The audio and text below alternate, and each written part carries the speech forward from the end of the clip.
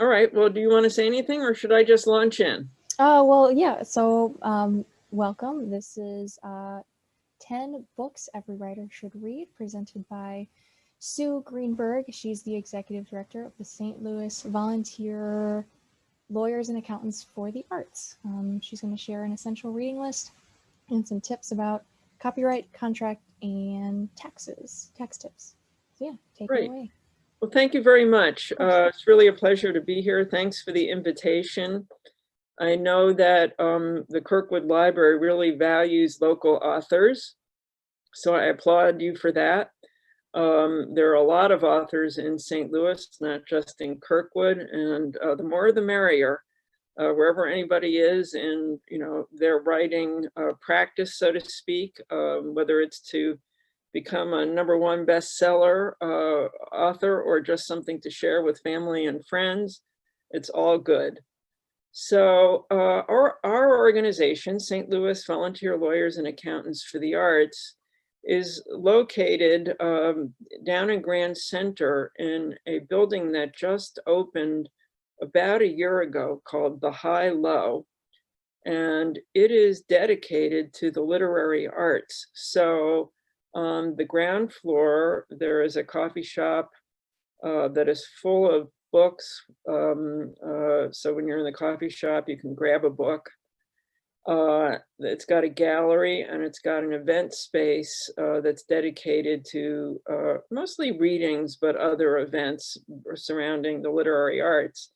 And then on the second floor, besides our office, is our offices for several of the literary arts organizations in town, including River Styx and the Poetry Center and the Tennessee Williams Festival, and the city's poet laureate has an office, and so does Herb Arts, which works with kids. So I have been immersed, at least until March, in the world of literary arts, and in preparation, knowing we were going to move there, I decided that I would sign up for the Poem of the Day, which is something that you can get for free from the Poetry Foundation. Now, in all honesty, I don't read it every day, but I really enjoy getting it, and it reminds me of how much I do enjoy poetry and being connected to the high low. So the list that I have and the title of this program talks about 10 books every writer should read. And in fact, the list I've given you has many more than 10 books. And today, as I talk through my points with you, I'm not sure they're going to add up to exactly 10, but I always say that I went into the arts because I was told that there was no math.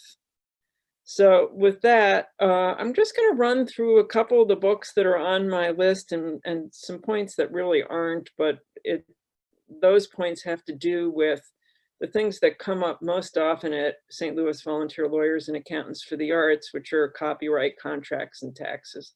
So I'll be sort of trying to tie that in. But the first book I was going to mention is by a local author, and it's quite old. It's 15 years old. It's called Unleash the Artist Within. And Bob Baker, the author, was very early into self-publishing, way before anybody else was, and into blogging, and really into trying to encourage creative people, primarily musicians initially, but then he cast a wider net. And this book that he wrote, it may speak to you or it may not, but the people that I have shared it with have enjoyed it. And so it's sort of prompts in a way towards creativity, something that you can think about every day or when you're just trying to get inspired to keep your juices running. And I recommend it. Then on the other extreme for inspiration, I just came across an article in the last couple of days about creativity that was oddly in the Harvard Business Review. But it was the same idea. Of the subtitle or the title of the article was How to Stay Creative During COVID, the COVID lockdown, I guess. And it was just in the Harvard Business Review. And I recommend that. It's not on my list. And then it's the week of the Tennessee Williams Festival, our neighbors. And so I've been thinking about Tennessee Williams. They've brought it all on radio this week and into next week, where they are reading some of his plays and some of his other works. And the nice thing about the Tennessee Williams Festival is that they also have scholars talk about the work too. So that's on radio this week, but it made me think about something I read decades ago about Tennessee Williams, written by, oddly enough, Dan Rather, the old CBS anchorman. And he wrote a tribute to Tennessee Williams, not exactly an obituary, but a tribute. And what he talked about was that Tennessee Williams, got till the day he died or close, got up every morning and wrote. And he was way past his prime at that point. His, most famous plays had been produced and won their prizes 30 years before that. But he kept at it way after all his sort of great moments and his days in the sun on Broadway and beyond that. He got up every morning and he sat at his typewriter. That's how long ago it was. It was a typewriter, and he wrote. And it was about, sort of the work. And I think that the writers who are successful, however you define that, write. I mean, it's about keeping going and writing. And if you can write every day, that is fantastic. And on my list of must-read books about writing and the writer's life was one that I read fairly recently by Robert Caro. He was the biographer of Lyndon Johnson, where he has basically devoted his entire career to these books about Lyndon Johnson. And it's very inspirational to see, again, how he just kind of keeps at it, and his thoroughness and his determination to get it right. So I found that one particularly inspirational. I'm not going to talk about any of the others on the writer's life. Those were just things that I've enjoyed, and I thought maybe you would. So now to get back to sort of the legal and accounting topics a little bit. One of the books on your list is about Kickstarter. Now, Kickstarter has sort of gone out of favor in the platforms for raising money, but I left it on the list because, in my mind, the idea of artists of all disciplines now, it's DIY, and it has really changed just in the last, well, in this century, I would say, in the last 20 years. Because before that, if you wanted to be a filmmaker, it was way too expensive. You had the equipment, the film, everything. And then when video happened, and now we're making feature films on our phones on no budget. And it has really opened up filmmaking to people who never could do that and get their work out into the world. Similarly, in the world of music, not too long ago, if you wanted to get your music out into the world, you needed to really have a record label that was willing to invest in you or give you a chance.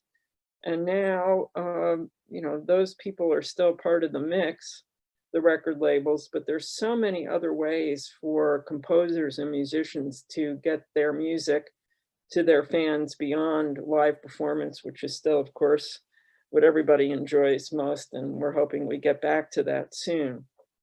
And then in the visual arts, just as one example, but there are so many, the idea that visual artists at one time, you sold your work through a gallery or maybe an art fair, but now Etsy is the #1 platform or venue for a lot of visual artists. It doesn't work for everybody. It depends upon what your work is. And that's a way to, monetize in a good way. And a lot of people have really, their careers have taken off because they've been able to sell on Etsy. And then we get to writers, and it's a little more complicated, isn't it? Because there's still the traditional world of publishing. And there are lots of ways to publish on your own. But in my mind, and if we had more people with us, maybe we could have stopped and discussed this. But it seems like it's a little grayer in the world of writing, where some people are happy to self-publish and get their work out that way, and other people are determined that to feel legitimate about what they are doing. That's maybe not exactly the right word, but the idea is that they want to be working with a publisher and not doing it on their own because of just how they are thinking about the difference between a publisher wanting to get your work out there and self-publishing. It's just kind of two different worlds still. And it's changing, but on your bibliography towards the end of the book list, there is an article about self-publishing that I have found the most useful, and you have to get over that it's from the Science Fiction and Fantasies Writers Association, because when you read the article, it has nothing to do with those genres. But it really walks through the history of self-publishing and has a lot of do's and don'ts as you're thinking about if that's something that you want to do. And it's just treading carefully, because sometimes we get calls from authors that somehow it's not exactly self-publishing, it's sort of a mix, and somebody that's offering them some sort of deal that is just feels a little scary. So especially if you're being asked to sign something that you don't understand. So there's that sort of gray area that isn't a traditional publisher. It isn't total self-publisher. It's working with other vendors that might be helping you with some part of getting the book ready to go out into the world. And that article talks about some of those be careful companies or vendors, so that you want to not be spending valuable money on something that isn't going to help get your book out into the world. But again, the whole idea, whether it's a Kickstarter type campaign that people are still doing to raise money for their projects, or self-publishing, I do like the idea that it's giving artists some control over their destiny and not waiting for an opportunity for somebody else to allow them to get work out into the world. I was mentioning before we got started that I work at the Muni during the summer. And as much as the world has changed with filmmakers and music and visual arts people on Etsy, pretty much if you're an actor, you're still waiting for a theater to give you an opportunity to practice your craft. You need to be cast in a show. And now, even though so much is being done virtually, it's basically the same thing. Theaters, like the Tennessee Williams Festival, all the other theaters in town or across the country, are starting to work with actors and doing virtual programming. But it's basically coming from the producing organizations and not the individual artists themselves. There's a little of that out there, but not as much as in the other genres. I had a question. Go ahead. So there was a mention that for writers to get their work out there, it seems more difficult than the other mediums, like being able to put your stuff on Etsy, or if you're a musician. Do you think there's a reason why it's so difficult, or is it just this idea that in order to be legitimate as a writer, you need to be published? I'm not saying you have to be legitimate to be a writer. I mean, you have to be published. Some people think that. And that's fine, but many people have done very well in some variation of self-publishing, and I say, great, go for it. In my mind, it has to be done carefully, like somebody has to proofread the book, because you don't want to put it out there with typos. And if you're taking on self-publishing, it's not just getting the book out there, you have to be prepared to market the book. And that's the wonderful thing about working with a traditional publisher. In theory, they're helping with the marketing. And actually, one thing that has changed just in the last 6 months for the better, you know, there's a silver lining with the pandemic, is all those book tours that authors were doing as they were crisscrossing the country to be at local bookstores or libraries. Not, well, all of them, I guess, at this point are being done virtually.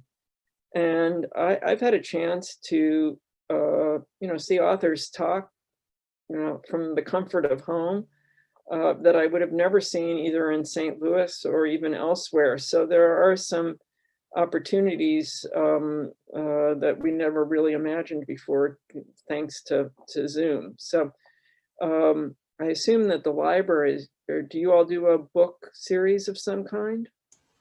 So Authors? yeah, we have one author, one Kirkwood, that is yearly. We had Lisa C just recently, but the podcast has been getting a lot of authors that we otherwise probably wouldn't get because they can do it virtually or through distance and not having to be here. Yeah, no, it's great. I mean, I think we're sort of in a way inundated with content. And after I've been at my computer all day, I'm a little reluctant to spend another 3 hours in the evening watching these things, but I'm glad that it's out there. So now I thought I would talk a little bit about contracts. And I alluded to that if you're working with somebody to help publish your book. And it could be, you know, some vendor, some from outside of the St. Louis area, could be a St. Louis printer. I did something to help a friend publish self-publish some short stories, and we did it with a St. Louis printer. So, but you really want to be clear with what everybody is agreeing to do, and that is the basis, of course, with contracts. So one book that I have on your list that no matter what I teach, I always have my students read, and that is Getting to Yes.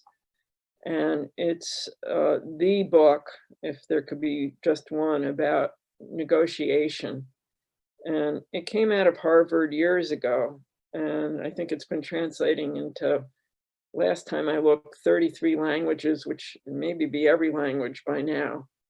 And what it talks about, and you've heard this even if you haven't read the book, is the idea of making a win-win agreement and making sure when you sit down to negotiate, which is what should happen before there's a contract, that everybody has been heard, both sides have been heard, and both are trying to come up with an agreement that is going to work for each side. And when you do that, there's more chance of everybody keeping promises if it's something that everybody feels good about. And if a negotiation is win-lose or lose-win, somebody feels bad, and it's just not a good way to go into a working relationship, or any relationship, actually. So Getting to Yes, I think it reads fast. I'm sure your library has probably 6 copies of it that are tattered because it's been around a long time and it's always recommended. And the reason that I like artists to read it is that it reminds them, I think, that they have power in a professional relationship, which sometimes they think they don't have, particularly if you're going back to the old days of, again, a musician or a band, say, negotiating with a record label. There was no negotiation at that point. The record label said, here's the deal. And the band would think, okay, I have to take it. Same thing, art gallery, here's the deal to the artist who's going to have a show. And the artist would be so happy to have the opportunity to show in a gallery, they wouldn't think that there was an opportunity to negotiate. And even with the actors at the Muni or their agents, It's hard to get an acting job. There are more actors than there are jobs. But when our producer wants a particular actor to be in a show, there's a reason. And that is a reason for the artist or the actor to realize that they're wanted, and therefore there is some power in negotiating. And you may not get everything you want, but asking and understanding that it's going to be a partnership rather than sort of a gift, the gift of a job or the gift of an opportunity, I think is important. And we would like more artists to think of themselves as equal partners in their business relationships. So now, drilling down a little bit on the contracts, it's okay to have an oral contract. It's better if it's in writing. And so we try and get artists of every discipline to put their contracts in writing, their agreements in writing. And there's a couple of good reasons for that. And a couple of reasons where times or circumstances where it must be in writing. But let's just talk about why you would want it in writing to begin with. And the first is that it's going to clarify the agreement, even though you've had this discussion, whether it's been over the phone when you've been negotiating, or even by email. A text to me is not ideal to negotiate, but people do it. But the back and forth to sort of think through what has been agreed upon, it's going to clarify if it's in writing. For me, more and more, it's for guarding against forgetfulness. If it's in writing, then I go, oh yeah, we said $50. We didn't say $100, and it's there to remember. It's going to leave less room for misunderstandings down the line because we tend to hear what we want to hear and remember what we want to remember. And it's just a clear way of making sure that nobody is misunderstood or feels they were misunderstood. And related to that, it serves as a record of the agreement for anybody else who may be involved who weren't, part of the original negotiations or who didn't sign it. So it's, if it's a company, it's there. So if the person that you have been dealing with goes off to another job or is on maternity leave, that piece of paper is there and it can be referred to and honored. And then the lawyers that we work with would, of course, say that it's going to provide a reasonable assurance that the contract will be enforceable if it comes to that point and it's questioned either, in court, which is rare for the kinds of contracts that our people are involved in, though it does happen. But if two lawyers are trying to sort out what has gone wrong along the way, they can look at the contract, or small claims court would look at the contract. So any kind of written agreement is better than none at all. And contracts don't have to be long, they don't have to be formal, they don't have to be full of legalese. Of course, attorneys want to make sure that everything is covered, and so sometimes they do go on and on, but something is better than nothing. So a couple of other tips we give about contracts, and then I'm going to finally get to recommend a couple of contract books, is that standard forms can be a good starting place, or a sample form, or even something that you find online, even, depending upon what it is, it's a place to begin. But nothing should just be taken out of a book or downloaded from a site and used. It has to be tailored by you, and in many circumstances, your attorney. So you have to think of a sample or a model contract or a standard form as something that is sort of an outline, something to begin with, and it needs to be made right, like, men can get their suits tailored still. It has to be tailored like a suit does. Off the rack is not good enough. So there's a wonderful series of books And they're mostly by the same author, that is published by Allworth Press, which is now Sky House Press. I'm not sure they merged or something. And the author's name is Tad Crawford.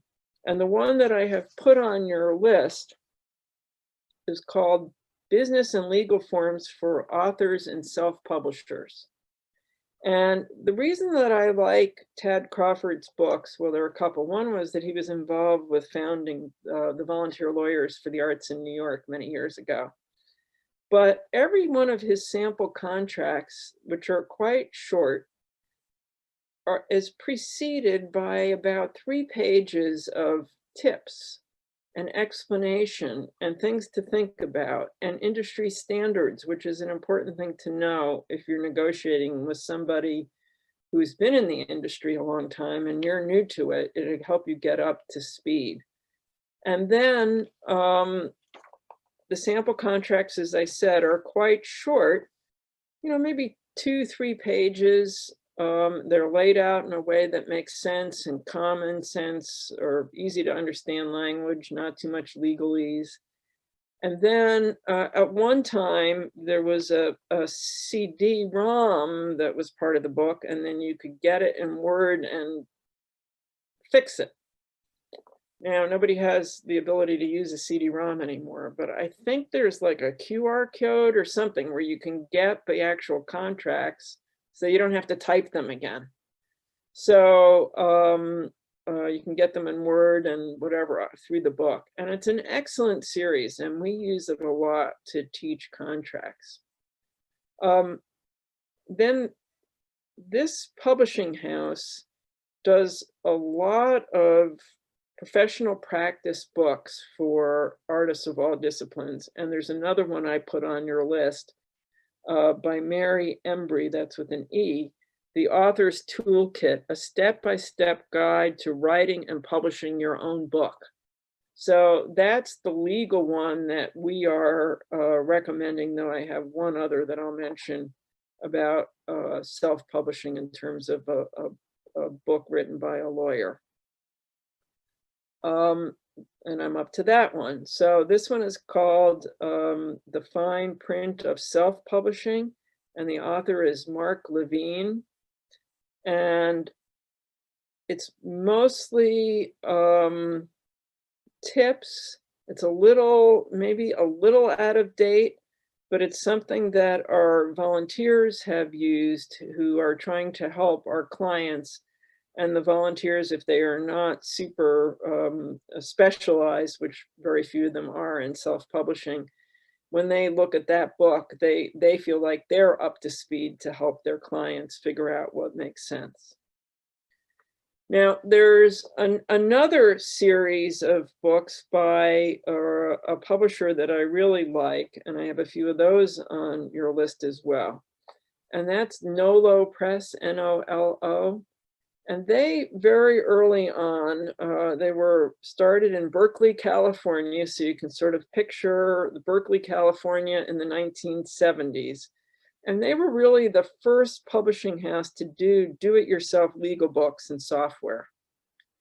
And they really got a lot of flack from the legal community when they first started. They thought it was really a bad idea to let people, ordinary people like you and me, be looking at explanations of the law, mostly having to do, I think their first book was about how to get a divorce in California, to try and get people to figure out what questions to ask and what they could do themselves without a lawyer. And they've expanded beyond all the sort of personal estate planning and other things that they do into books that have to do with small business of all kinds, and a book that I really like that's about copyright. So, and they're very quick in their books and on their website to say, we recommend that you seek legal answers for your legal counsel for your complex matters or for things that you don't understand. And we believe that too. But those books are a good way to just get up to speed and think about what it might mean to understand a little bit about the law. And the one that I picked out to mention is called the Copyright Handbook, and it's by Stephen Fishman. It's a Nolo Press book, and it's a very clear explanation of copyright. Now, I was going to say at the end, but I'll mention it now. We also have our own copyright publication that's on our site. It's about 8 pages long. So it's an overview. It hits some topics that we think come up most often for artists. But the Stephen Fishman book, is going to give you more depth and should answer some questions that you might have about copyright. And they read very easily. I mean, it's not technical. It's all written in easy to understand language. It's not legalese. So a couple of things just to say about copyright, which is, after contracts, the next big greatest hits at Volunteer Lawyers and Accountants for the Arts, is that we like artists to understand what copyright really is all about. And so often, even if people have majored in English or creative writing, or have them MFA in creative writing, lots of good instruction and critiques and everything else about how to polish your work and whatnot in terms of being a better writer, and almost nothing about the business side of running art. And so we find that artists of all disciplines get out of art programs with little or no exposure to copyright. We try and address that with our college outreach program, but we're not reaching everybody. So a couple of things about copyright, without getting into a whole lot of detail at all, is that there's sort of two aspects to it. There is protecting your own work as you've created it, and then making sure that you're respecting the work of other artists, other creators, other writers, if there's something that you're going to be trying to incorporate somehow into your work. And just to do a real basic, what is copyright and how do you get it? First of all, you have the copyright in your work as soon as you have fixed it in a tangible medium of expression. And so that means if you've written out your short story or typed your novel, you have the copyright in it, or if it's fixed on your computer, that's considered fixed. So it's not necessary to register the work with the Library of Congress in Washington, D.C. There's some advantages of doing that, but you do have your copyright as soon as it is fixed in a tangible medium expression. The next thing is that you don't get a copyright in an idea.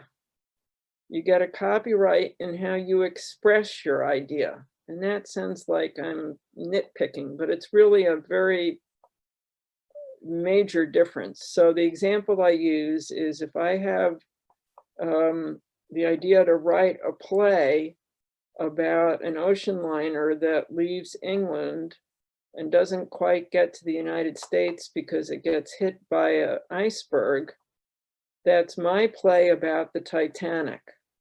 Now, all of you can write your own play about the Titanic. So me having the idea of writing a play about the Titanic, I have no copyright in that. It's not until I have expressed my story of the Titanic.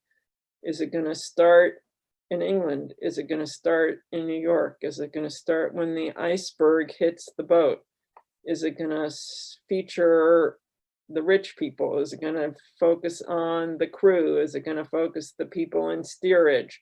So it's my telling of the Titanic that I get the copyright in.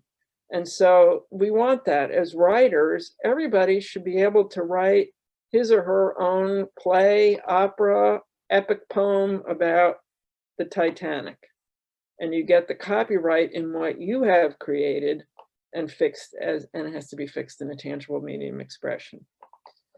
So I think I will leave sort of the details on copyright unless there are questions, because we can come back to it. But I want to just mention a term of legalese that hangs up writers often because it's unfamiliar.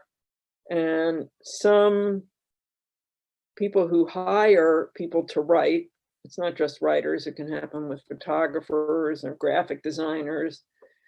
You've probably heard the term, or if not, work made for hire or work for hire. And that is, if you're not careful, a way for the person that is hiring you, the company, whoever it may be, to say that in doing this work, they are going to get the copyright. So that may be fine for you. And in some cases, it's really not right for them to be slipping that in there because it's not right. We won't get into the details there now, but just to be watching. And so going back to contracts, I feel really confident on Tag Crawford's books that they are, on the up and up. But if somebody hands you a contract, especially if you don't understand it, or it has terminology in there that you're not sure of, don't sign it. Get somebody to help you, because you don't want to wake up with regrets 6 months later that you have signed something that is going to hurt your opportunity to do something else with that work, like put it in an anthology or put it even on your own website. If you have signed away the rights, it's not yours to do. So just tread carefully. I try and get somebody to look at anything that I sign. The only places that I don't sign without reading is if I'm at the airport and I'm trying to get in a car on vacation to the beach.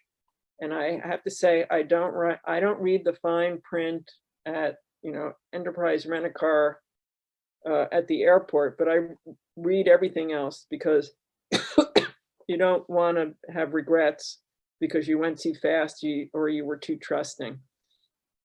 Something else we see with contracts is that the first couple of pages are pretty, answering who, what, where, when, stuff that makes sense, what date something's due and how much you're going to get paid, and how they're going to credit you or whatever it is. And you think, oh, this is fine. And you jump to the end and you sign. And then on the last or second to last page, there's something, I don't want to say sneaky exactly, but something that you need to be aware of before you sign it, and looking at it and, crossing out something that you can't live with and see what they do.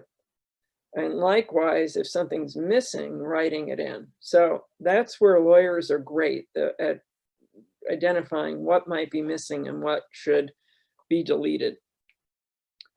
I was going to move on just a little bit to taxes, but should I stop and see? I see we have Danielle with us now. Maybe Michael has finished his coffee. Any questions, or should I just keep yabbering on here? I had a question, unless someone is going to send one in the chat. Go ahead. So I know you mentioned that some artists pick up, opportunities without negotiation, and also this mention of sometimes contracts being sneaky. Do you think artists are taken advantage of more so than other career paths just because it's not seen as professional? Or I think that happens, and it's our mission to make sure that it doesn't. We, if the artists qualify, and when I say artists, it's every discipline, for our free legal services, that's what our lawyers want to do. They want to help avoid problems. And so, we get a few people that have gotten into bad situations and they come to us for help on getting out of them. But in most cases, we had one fairly recently where a local band had signed with a local record label. And with record labels, you normally commit to X number of albums over X number of years. It's usually not just a one-time partnership. And the label, for whatever reason, just had not honored the commitment to do this many albums over this many years, and the years were up, and the artist, or getting close to up, and the artist was, or the band was, you know, wanted to be out of the contract and move elsewhere. They felt like they were being held up. So I don't really know how that ended up, but my guess is, you know, you can't argue if you haven't kept up your part of the bargain, the contract has been breached. And what I assume is that our attorney had no problem getting the person out of the contract. It still may be in progress, but that idea, but we like to be involved early on, so a problem can be avoided. I mean, that should really be everybody's you know, way of thinking. You want to avoid the problem if you can. And what contracts do, and that's why they end up being so long often, is that they are about avoiding a problem. So what the attorneys do, just as in their training and in their practices, as this is what they do, it's all what if this happens, what if that happens. So if you're doing a collaboration with somebody, there's a lot of what if someone wants to leave the collaboration, what if there's a disagreement, what happens if somebody passes away before the project is done. And all that is put into the contract beforehand, so that if any of those situation arises, you refer back to the contract and you go, oh, okay, this is what we agreed we were going to do. And it avoids a dispute. You're just following what you agreed to do. And there are still disputes, but that's the idea. A contract is answering all the what ifs beyond saying who's involved, what is it that you're going to be doing. You know, it's the 5 W's: who, what, where, why, and then how. I usually say is how much are you getting paid? And that's what's answered in the contract along with the what ifs. Did I answer your question, or I just rambled on? Yeah, you did. I just know that there's a lot of, you know, there's this belief that if you're an artist, you're not a true professional, or, you know, or you're just not taught, you know, how to go about those more complicated routes. Well, I mean, again, this is 2 answers to that. That's why the volunteer lawyers organizations and accountants, which we happen to have, not all the groups do across the country, are there to help, because they know that an artist, no matter how business savvy the artists are, their purpose in life is to create. And so they don't want to be lawyers, or they would have done that instead. But on the flip side, I am critical to their faces when I have the opportunity of higher education for not doing more to prepare their students to go out in the world and be able to do the things that you have the opportunity to do now, that was not the case for a lot of the people who were on faculty, because when they came through, you know, they didn't have the opportunity to get their work out in so many ways that we have now. And so they weren't taught those skills, and they're not really teaching their students either. Now, there are exceptions, but it's shocking. I mean, one of the stories I like to tell is about a visual artist who came up to us at one of our workshops several years ago, and asked the speaker about getting represented in a gallery and how she should go about doing that.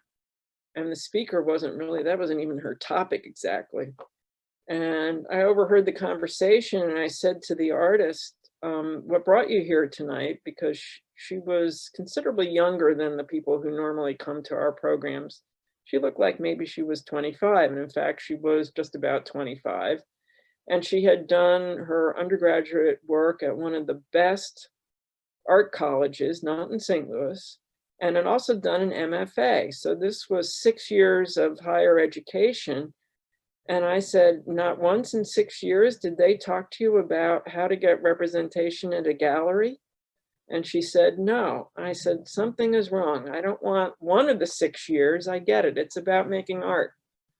But an hour in the 6 years seems like a worthy conversation.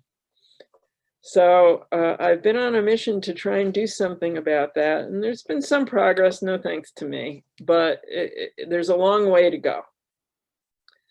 So I was just going to say a couple things about taxes, because I think in our minds we think that these programs should be about an hour on Zoom, but I'm happy to stay and answer questions if you have them. And taxes, it really comes down in my mind to two main points. One is that you don't want to pay more taxes on whatever, if you're making money from your writing or selling books, whatever it is, then you have to. And nobody should be paying more than they owe. You have to pay what you are, when the math comes out, if you owe, you have to pay, but you shouldn't pay more than that. And the way to avoid paying more than you owe is to keep good records of both your income, your arts-related income, your writing income, and your expenses. Because what you want to be able to do is, if you make $3,000 from your writing and you have $1,000 of expenses, now your profit is only $2,000, which is great. I don't want to say only 2,000, but it was 3,000 of income, 1,000 of business expenses. Now you're going to pay taxes on $2,000, and without the records, you're going to pay taxes on the $3,000. So the idea is to have a record-keeping system that is something that you can stick with. It's not terribly cumbersome, and so that you can keep some sense of how your business is operating. The other thing that comes into taxes with writers is that you may have a year where you have some income and some years where you don't, but you have business related expenses. Say you have taken a course, or you've had to, you purchased a lot of books because you were doing research for your own book. And all of those are legitimate business expenses, or subscriptions if you are doing that. So one year you might have a profit, so to speak, even if it's small, and another you might have a loss that would be set against or set off your other income if you have a job, full or part-time job, or a spouse with a full or part-time job.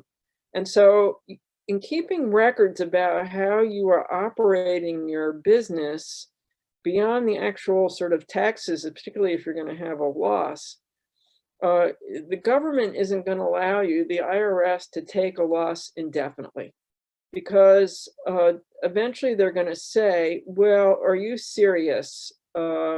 Is this really going to be a legitimate business, your writing business?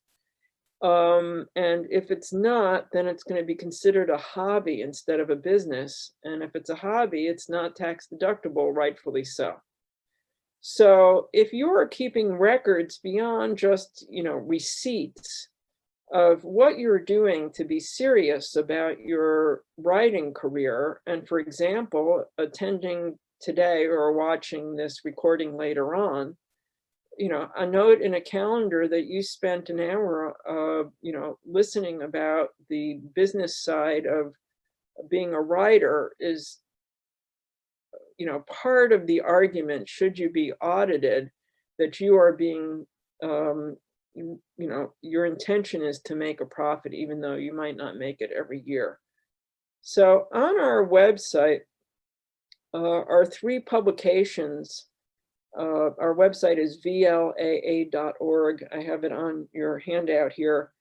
And they're under Get Smart Publications. You'll find them. You may have to dig a little bit, but there's one that's called Artist as Bookkeeper, and it covers a lot of details about taxes for artists, including 2 pages about this hobby loss question.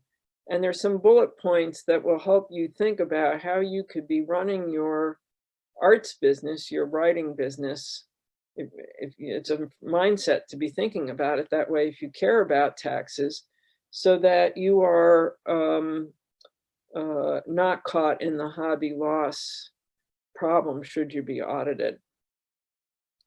So I was going to say just a couple of things that are sort of by way of advertisements in a way on thinking about your writing practice. And I mentioned at the beginning, Danielle wasn't with us, that our office is housed at the High Low in Grand Center, which is a literary arts venue. And I've gotten to know our neighbors, though I haven't been down in the office very much since March.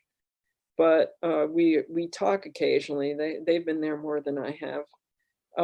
And two of our neighbors, especially, I would like to mention because there may be an opportunity for you to connect with them in a way that would benefit your writing.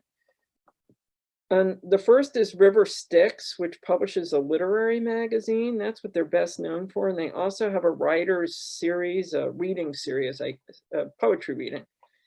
But they have started something now, which I think is fantastic. And for a very small amount of money, I don't remember exactly how much, if you have a poem or a short story or an essay that you've written, probably not an entire novel, they have some people lined up to give feedback. And I'm sure it's constructive and gentle. And so that would be a resource if you're ready to show your work and beyond your family to somebody who is going to give you some comments so that you can do the next draft. And then the St. Louis Poetry Center runs several writers' workshops, and it's not just poetry. So check them out. And again, if there's a cost, it's quite minimal. And both of the organizations, I would think, if you said that you absolutely can't afford it because you're facing financial distress now in the pandemic, would do something to waive the fee or lower the fee. We're all doing that. We've done it for our services. And then if you don't know about the St. Louis Writers Guild, they're fantastic, and they do a lot of professional development programs. And in fact, this morning, one of our accountants was speaking to them about taxes. And it was done virtually, and it's free. And they run something, I think, every month. And when we can all gather again, I would recommend, if you can, going to some of their meetings. Eventually, they probably want you to join. But there are people that are members of the Writers Guild who are doing very well in all different kinds of, you name it. They have publishers, they are publishers, they're they're doing everything. And they really are willing to share their connections and their horror stories and their advice with people. And you would get a lot out of being in that setting. And similarly, the St. Louis Publishers Association runs programs, and the name is a little confusing. Those people, some of them are self-publishers. It's not just publishers, traditional publishers. But on November 14th, they're doing How to Publish Your Own Book, and it's online and it's free. So there are resources in St. Louis where you could be getting information if you're interested in figuring out what you can do to, just sort of get to whatever your next step is. And everybody has a different point of view of what that might be as a writer.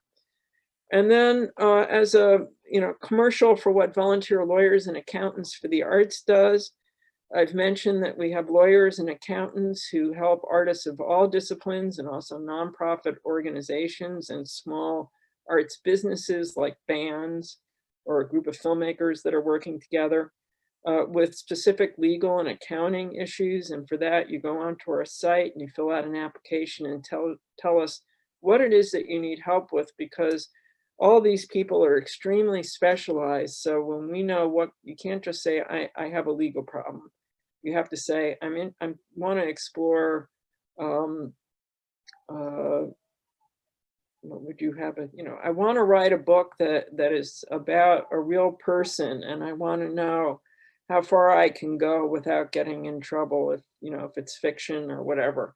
And the lawyer can hear about your specific questions in your book and help figure out what might, is it going to be okay, or is there something that you need to think about, maybe renaming a particular character or something like that. So we need specific description of your issue, and then we can make a good match. And then we run our own webinar series. And if you sign up for our mailing list, if you go to our website, there's a sign up button right at the top. Then you'll hear about our webinars. We have one coming up on Monday about branding. In the spring, we do a whole series about copyright, contracts, and taxes. But we have other topics we cover as well. We also have an LLC clinic twice a year, and that may be of interest to you, though we don't get as many writers as we get people from other disciplines to those, but we're happy to see anybody, and that's virtual for now. And if you get on to our mailing list, we're also doing a weekly e-blast to the arts community that's a hodgepodge of different things. Sometimes it's grant opportunities for individual artists. Sometimes it's webinars that are coming up, either ours or somebody else's that we think of our interest. And you'd be hearing about some other things going on in the greater St. Louis arts community, and all that's free. So that's sign up on our website. And I think I can bring it to a conclusion, but I'm again very happy to answer questions.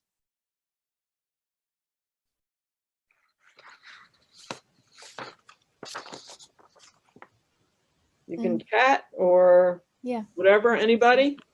Yeah, Danielle, you can send questions in the chat if you'd like, but I learned a lot. Thank you. All right, I have to read this now. Yeah. I'm going to read it out loud so I can be thinking as I read it. One of the things that I have found is most concerning for many poor and young writers is that the legal aspects of publishing or even self-publishing are often cost prohibitive. Well, yeah, I mean, I think that the legal aspects, I would argue, shouldn't be what's cost prohibitive, in that volunteer lawyers and accountants for the arts would likely be able to help with the legal aspects. The part that's cost prohibitive in my mind, if you are self-publishing, is just, you know, the idea that there's costs associated with that in terms of, you know, printing or hiring a designer if you don't want to do the layout of the book, or working with an illustrator. All those kinds of things that and then the marketing of the book, having a website, getting it out there, so it's time. And to me, that's the part that is the cost prohibitive, not the legal aspects. So, but if I have it wrong, then we should do something about it. But normally, most artists do qualify for our services.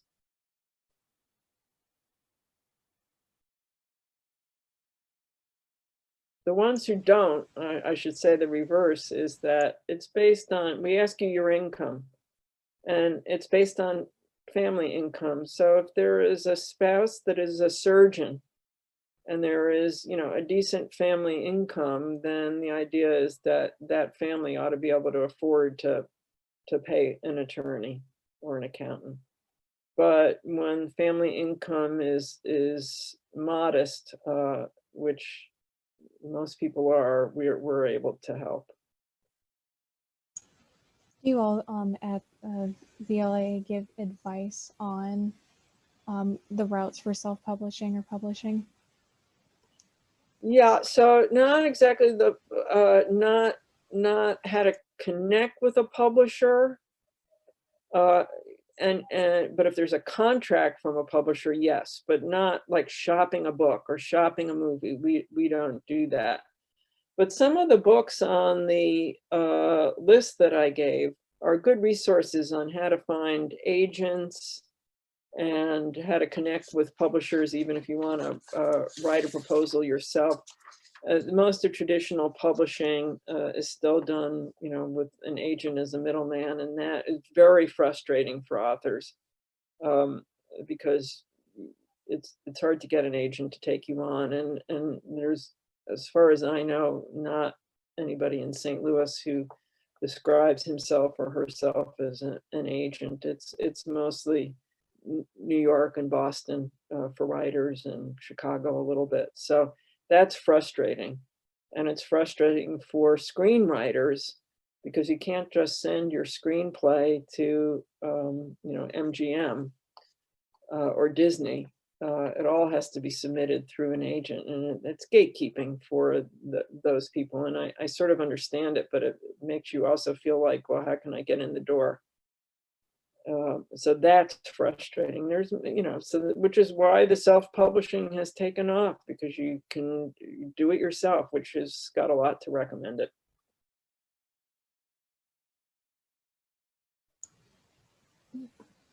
Thank you so much, Sue. If I'm going to give everyone maybe like 20 seconds. Okay, Do you have any other fair questions enough. for ending? Well, we've been going about an hour, and it's Yeah. a nice day, so we should all That's run true. out and try and soak up some sun. That's true. Well, yeah, if no one has any questions, thank you for coming, Sue. Thank you for presenting and giving some really lovely and practical information. Okay, well, I enjoyed it, as you can tell. And we Yeah. want, more writers in St. Louis. We want more artists. So carry on. We value what you do. Thank you. Bye, everyone. Okay. Thanks.